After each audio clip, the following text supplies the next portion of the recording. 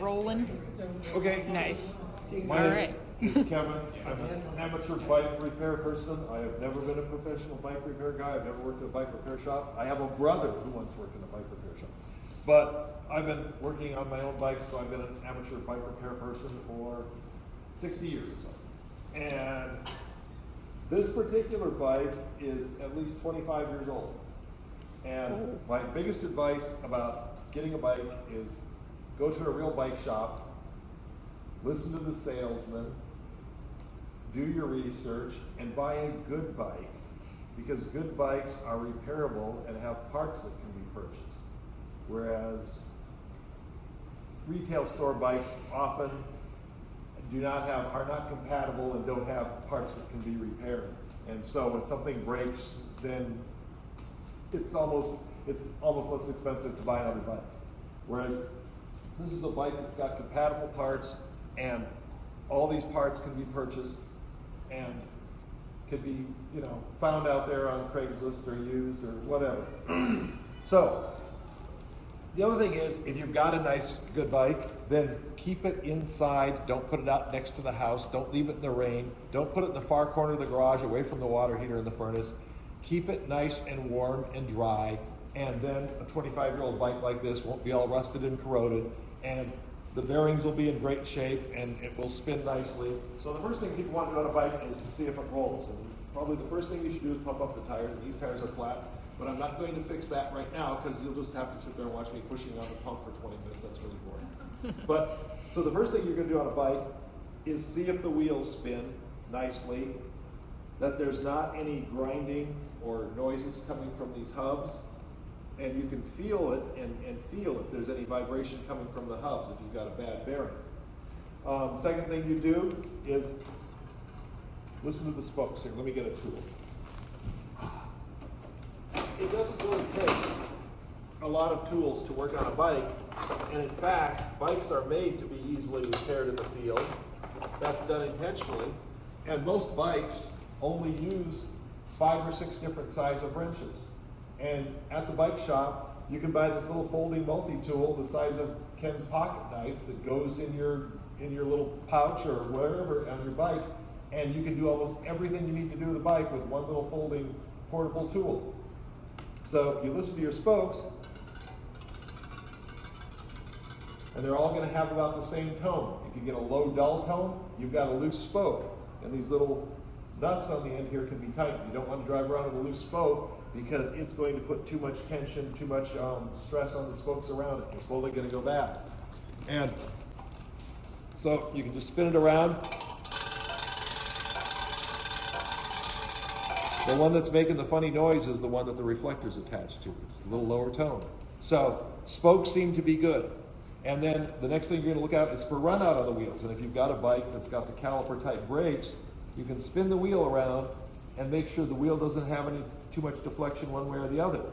If it does, you can actually adjust. It's called truing the wheel. You can true the wheel by tightening the spokes. You notice the spokes go to both sides of the hub. You loosen the spokes on one side, you tighten the spokes on the other side. That's a difficult repair, even for somebody who's done it a lot. That's something you probably want to take to a bike repair shop to have your wheel trued.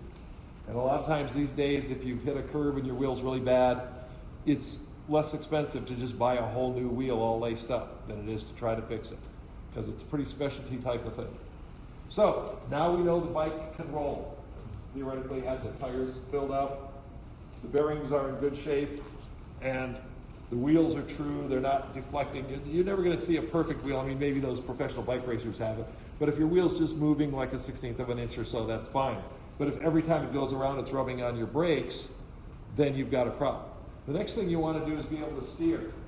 This is really important. I see a lot of bikes where over time these bearings up here, this is called the head, these bearings get loose. You should be able to grab this, and if there's any play at all in there, it should be just a tiny little fraction of an inch, just a hair. These head bearings right here probably could be tightened a little. A lot of times you can just tighten this by hand actually. But this one, it's right there, just what I did before I could feel it click. Now I can't. You don't want rattly bearings in your head, because then they're just going to get flattened and pounded every time your bike goes over a little tiny bump. you're going to just be beating up those bearings more. So you want this to be, you don't want any resistance here, but you want the head bearings to be tight. And then the most important thing is actually being able to stop, because otherwise you can be a flat bicyclist. And so your brakes are very important. There's multiple parts of your brakes. All your brakes in bikes are pretty much, unless you have hydraulic brakes, a new bike with disc brakes, are operated by cables. Over time the cables stretch. If you tighten your cables too much, you've usually got a nut here to tighten your cable, and you've got an adjuster right here, a fine adjuster on the handlebars. And you can tighten this fine adjuster as tight as you want to tighten it to get the brakes as close to the rim as possible, as long as they're not rubbing. And so that you've got the least pull to apply the brake. And so getting your brakes properly adjusted in terms of having the cables tight is really important. Most modern bikes actually have a device. This is actually a spring device in here, so that this front brake won't apply too fast, so that it'll launch you over the handlebars. Bikes didn't used to have that. Nowadays they do. I mean, since 25 years ago. So you're going to want to check and make sure your brakes are clamping tight. And the other thing is, these nuts can get loose. It's very important that your brake shoes be aligned and actually be fully contacted. And there's actually a little ball adjustment in here. If you take a wrench and loosen this, you can actually make these brake shoes tip up and down and in and out. And that's a pretty nice fine adjustment right there on these brakes. They're really close and they close very nicely. Loose brakes are bad, out of adjustment pads are bad, old pads are bad. You've got a really old bike that you haven't ridden in years, and you want to get it out, fix it up. You might want to think about putting new tires and tubes on it. Look for cracks in the tires. If your tires are cracked, you probably need new tubes too. You do not want to get a flat tire when you're going down the road. And same thing with your brake pads. They're rubber, they deteriorate like your windshield wipers do or anything else. They say, like car tires, 10 years maximum. Even if they look great, these things cost $5, $10 a set. You can get new brake pads, and the rubber will be softer and they'll grip better. So then the last thing is adjusting the shifters. And the shifters are the same way. The shifters are operated by the cable, and the cables stretch.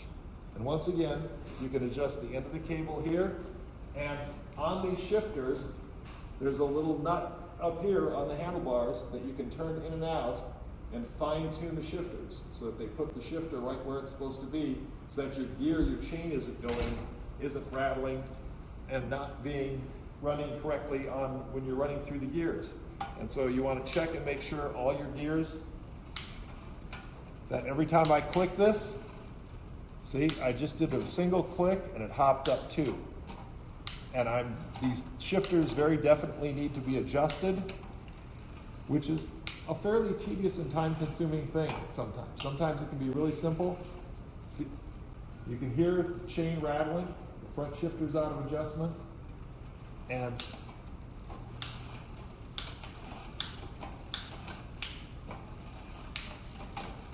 see that little hop? I shifted it 1 and it tried to hop up 2 gears. So there needs to be some adjustments done, and usually that adjustment all takes place on this little nut up here on the shifter. But that's, like I said, that sometimes can be really simple and sometimes real tedious time consuming. I'm not going to try to fix it right now because we've been here for an hour. So that pretty much goes through the whole bike. You check your pedals and make sure your pedals are tight, and make sure there's no rattling and nothing's loose. In here, these things shouldn't wobble at all. These nuts should be tight, but it should only take you about 10 minutes to go through the whole bike and put a wrench on every single nut on the bike and make sure everything's tight. And then just make sure you got your tires inflated to the right pressure. It always tells you what the pressure is inside the tires, and get the right pressure in it. So that's a quick overview of what a bike tune-up would look like. In reality, like I said, I could probably spend another hour playing around with this thing, getting everything just perfectly set up. But that would probably be good for a whole season of biking, whole summer of biking. All right. Looks good. Thank you.